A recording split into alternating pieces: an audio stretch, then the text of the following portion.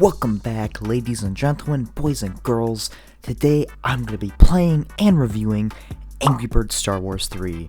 If you find this video helpful, consider subscribing. It really helps a lot, and a huge shout out to Spectro_8 on Reddit. He helped create this really cool game and also shared it with the public. Without further ado, let's get into it. Now you may be asking yourself, Angry Birds Star Wars 3, what is the premise of it? Is it covering the sequels? Is it covering the Clone Wars? Well, to tell you the truth, it's actually covering a couple different things. The story mode for this game, well, isn't really a story mode at all.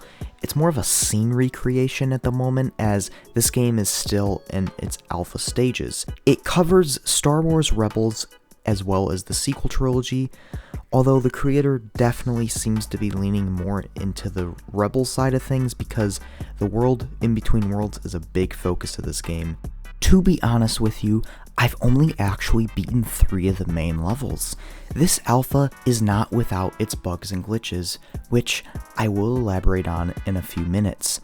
Plus, there are some serious balance changes that need to come. Birds like Ahsoka feel quite underpowered, while someone like Sabine is too much of a clutch character.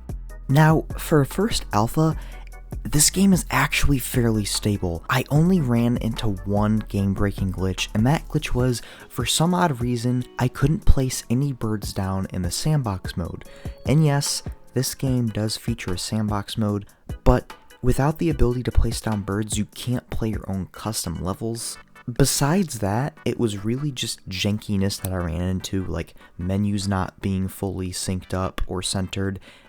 And then the funniest glitch of them all was Sabine getting shot 100 miles through the air whenever her bombs go off. Just absolutely hysterical.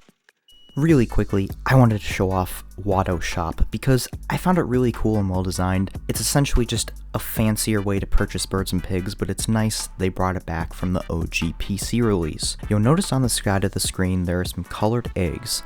I for the life of me could not figure out what they were used for until I noticed each bird and pig has a colored egg below their icon. As an example, yellow egg characters will cost 66 coins, while blue ones will cost 30. Also, why is Anakin in a cage? What have they done to my boy?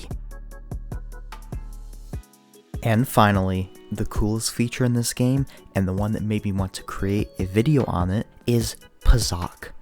I love Pazaak. Now, you may be asking yourself, what is it exactly? It's essentially Star Wars version of Blackjack, being introduced in the Knights of the Old Republic video games. I even own a physical deck and mat for playing Pazaak. Huge shout out to Hyperspace Props. The goal of Pazaak is to have all your cards add up to a sum of 20 or as close to 20 as possible. Before you start the game, you're given the opportunity to create a deck of 10 cards. You are only able to play 3 cards per game, however. There are different cards to choose from, such as plus cards and minus cards. Also, dual cards, so they're able to either plus or minus, however, they're only at lower amounts at 1, 2, and 3. And then there are specific special cards, such as the tiebreaker card, which will, well, break a tie, which is super useful, by the way. All the other rules are pretty much very similar to Blackjack. You can keep drawing from the main pile to, get as close to 20 as possible. If you go over 20, you can play a minus card. If you don't have a minus card, you lose that round. To win a game of Pazaak, you have to win 3 separate rounds. So it's not like Blackjack where you lose once. You actually have to win 3 rounds to win a game. Thank you for making it to the end of today's video. Be sure to like and subscribe, it would really help, and it also will mean that you get more Star Wars content. Before the video ends, there are a few improvements that I'd like to see come into future versions of this game. Firstly, would be to patch up the glitches that I mentioned earlier in the video, but equally as important is to rework some of the birds or make them easier to use.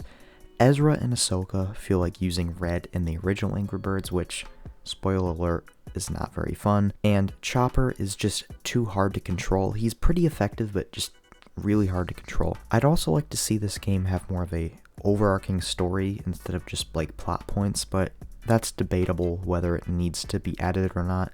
Lastly, if you want to try this game yourself, I'll leave links to both the Reddit post I mentioned earlier in the video and the official Angry Birds Star Wars 3 Discord server. You can play this game on Windows as well as Android. Unfortunately, iOS users will be out of luck. I hope you enjoyed today's video, and remember, may the Force be with you.